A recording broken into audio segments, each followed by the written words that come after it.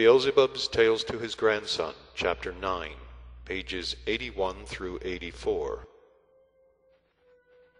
The Cause of the Genesis of the Moon.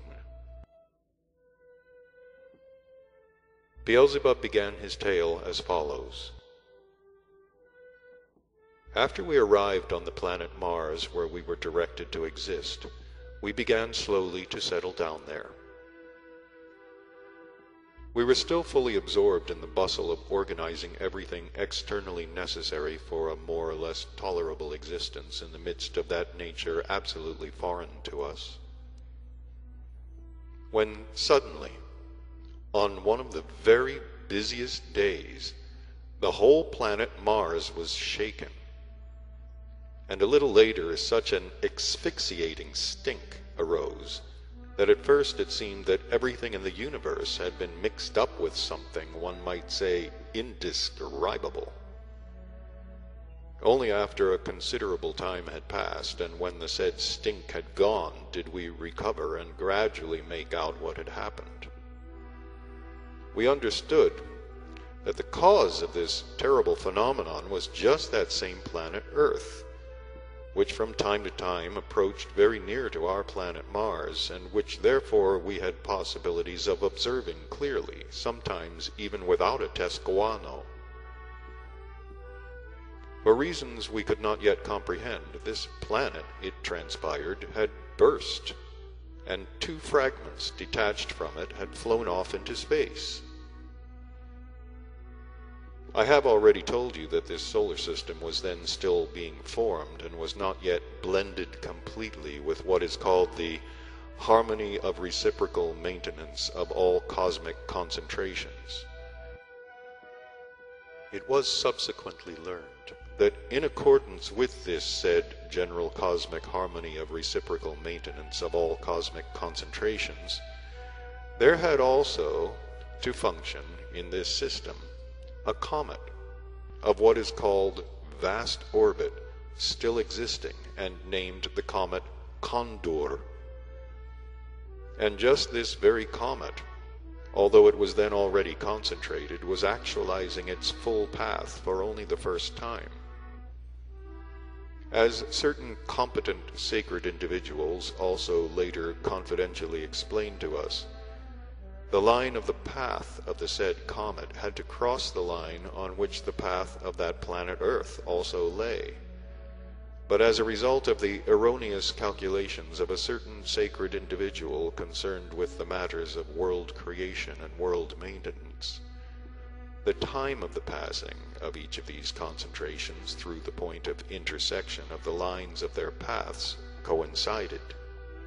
And owing to this error, the planet Earth and the comet Condor collided, and collided so violently that from this shock, as I've already told you, 2 large fragments were broken off from the planet Earth and flew into space. This shock entailed these serious consequences because, on account of the recent arising of this planet, the atmosphere, which might have served as a buffer in such a case, had not yet had time to be completely formed upon it. And, my boy, our endlessness was also immediately informed of this general cosmic misfortune. In consequence of this report, a whole commission consisting of angels and archangels, specialists in the work of world creation and world maintenance, under the direction of the most great Archangel Sakaki, was immediately sent from the most holy Sun Absolute to that solar system Ors. The Most High Commission came to our planet Mars, since it was the nearest to the planet Earth, and from this planet of ours began its investigations. The sacred members of this Most High Commission at once quieted us by saying that the apprehended danger of a catastrophe on a great cosmic scale had already passed. And the arch-engineer, Archangel Algamatant, was good enough to explain to us personally that in all probability what had happened was as follows. The broken-off fragments of the planet Earth had lost the momentum they received from the shock before they had reached the limit of that part of space which is the sphere of this planet. And hence, according to the law of falling, these fragments had begun to fall back toward their fundamental piece. But they could no longer fall upon their fundamental piece because, in the meantime, they had come under the cosmic law called law of catching up, and were entirely subject to its influence. And they would therefore now make regular elliptic orbits around their fundamental piece, just as the fundamental piece, namely the planet Earth, made and makes its orbit around its sun, Ors. And so it will always continue unless some new unforeseen catastrophe on a large scale changes it in one way or another. Glory to chance, concluded his pantameasurability, the harmonious general system movement was not destroyed by all this, and the peaceful existence of that system Ors was soon re-established. But nevertheless, my boy, this most high commission, having then calculated all the facts at hand, and also all that might happen in the future, came to the conclusion that although the fragments of the planet Earth might maintain themselves for the time being in their existing positions, yet in view of certain so-called Tastartunarian displacements conjectured by the Commission, they might in the future leave their position and bring about a large number of irreparable calamities, both for this system Ors and for other neighboring solar systems. Therefore, the Most High Commission decided to take certain measures to avoid this eventuality. And they resolved that the best measure in the given case would be that the fundamental piece, namely the planet Earth, should constantly send to its detached fragments for their maintenance the sacred vibrations Askokin. This sacred substance can be formed on planets only when both fundamental cosmic laws operating in them, the sacred Heptaparaparshanok and the sacred Triyamazikamno, function. As this is called Ilnosoparno, that is to say, when the said sacred cosmic laws in the given cosmic concentration are deflected independently and also manifest on its surface independently, of course independently only within certain limits. And so, my boy, inasmuch as such a cosmic actualization was possible only with the sanction of his endlessness, the great Archangel Sakaki, accompanied by several other sacred members of that Most High Commission, set off immediately to his endlessness to beseech him to give the said sanction. And afterwards, when the said sacred individuals had obtained the sanction of his endlessness for the actualization of the Ilnosoparnian process on that planet also, and when this process had been actualized under the direction of the same great Archangel Sakaki, then from that time on that planet also, just as on many others, there began to arise the corresponding, owing to which the said detached fragments exist until now, without constituting a menace for a catastrophe on a great scale. Of these two fragments, the larger was named Lunderperzo, and the smaller Anulios. And the ordinary three-brained beings who afterwards arose and were formed on this planet also, at first called them by these names, but the beings of later times called them differently, at diff.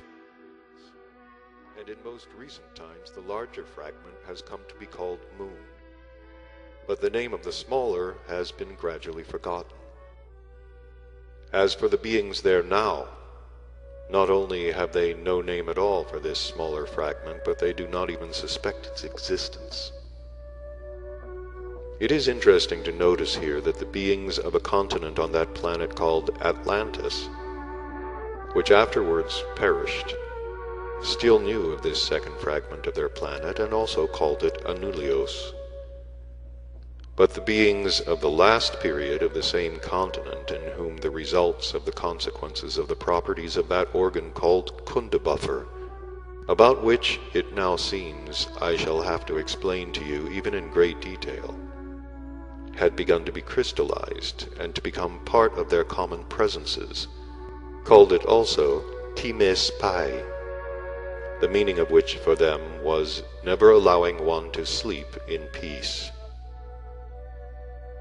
Contemporary three-brained beings of this peculiar planet do not know of this former fragment of their planet, chiefly because its comparatively small size and the remoteness of the place of its movement make it quite invisible to their sight, and also because no grandmother ever told them that once upon a time any such little satellite of their planet was known.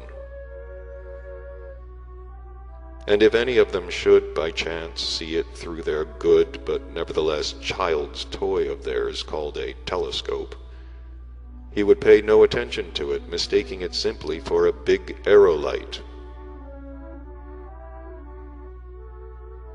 The contemporary beings will probably never see it again, since it has become quite proper to their nature to see only unreality. Let us give them their due. During recent centuries, they have really most artistically mechanized themselves to see nothing real. So, my boy, owing to all the aforesaid, there first arose on this planet Earth also, as there should, what are called similitudes of the whole, or as they are also called microcosmoses. And further, there were formed from these microcosmoses what are called odorostelnian and palormadectic vegetations. Still further, as also usually occurs from the same microcosmoses, there also began to be grouped various forms of what are called tetartocosmoses, of all three brain systems. And among these latter, there then first arose just those biped tetartocosmoses, whom you a while ago called slugs. About how and why upon planets, during the transition of the fundamental sacred laws into Ilnosoparnian, there arise similitudes of the whole, and about what factors contribute to the formation of one or another of these, as they are called systems of being brains, and also about all the laws of world creation and world maintenance in general, I will explain to you specially some other time. But meanwhile, know that these three-brained beings arising on the planet Earth who interest you had in them in the beginning the same possibilities for perfecting the functions for the acquisition of being reason, as have all other forms of tetartocosmoses arising throughout the whole universe. But afterwards, just in the period when they also, as it proceeds on other similar planets of our great universe, were beginning gradually to be spiritualized by what is called being instinct, just then, unfortunately for them, there befell a misfortune which was unforeseen from above and most grievous for them.